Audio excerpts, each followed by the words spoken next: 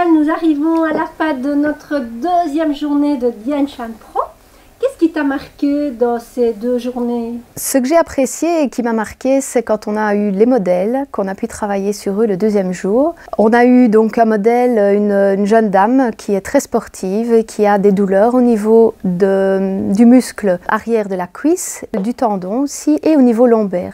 Donc avec mon binôme, parce que nous étions en binôme, on a un peu réfléchi sur quoi on allait travailler. On a travaillé sur différentes choses qu'on a appris pendant le cours et on a pu lui retirer en fait la douleur qu'elle avait au niveau des lombaires dans un premier temps.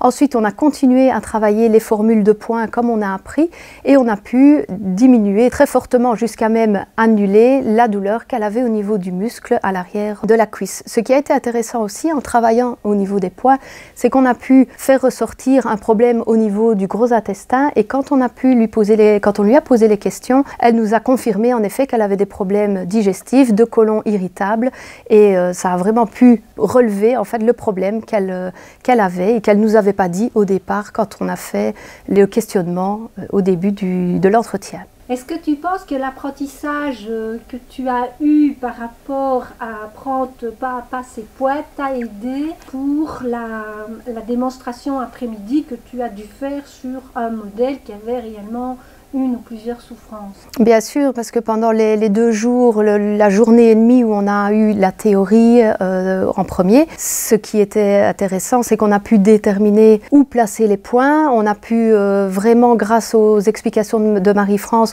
on a pu vraiment déterminer à quel endroit on doit poser les points, quels sont les points de référence par rapport au visage. Et ce qui nous a donné beaucoup plus de facilité quand on était devant notre modèle pour trouver les points, pour les situer et faire une formule complète sans avoir à trop douter et réfléchir au moment même. Donc si tu devais dire en un mot ce que ça t'a apporté de faire cette pratique, je vais dire, sur cette dame qui était en souffrance, quel serait ce mot? Personnellement, je n'ai qu'un seul mot pour moi, c'est la confiance. La confiance en ce que je fais et en nos capacités avec le Dien Shan. Super. Est-ce que tu penses que tu pourras combiner le Dien Shan Pro avec le Dien Shan Reflex? Bien sûr, l'un ne va pas sans l'autre. On a eu un 2e modèle où clairement, au départ, nous, on devait travailler avec les formules pour ce module-ci, mais il s'est avéré qu'il aurait été intéressant d'utiliser le Shan Beauté, le Dien Shan Reflex, et puis alors, dans un 3e temps même, ce serait utiliser alors les formules de points. Tu parles de Shan Beauté, mais tu allais lui faire un lifting? Non, bien sûr que non.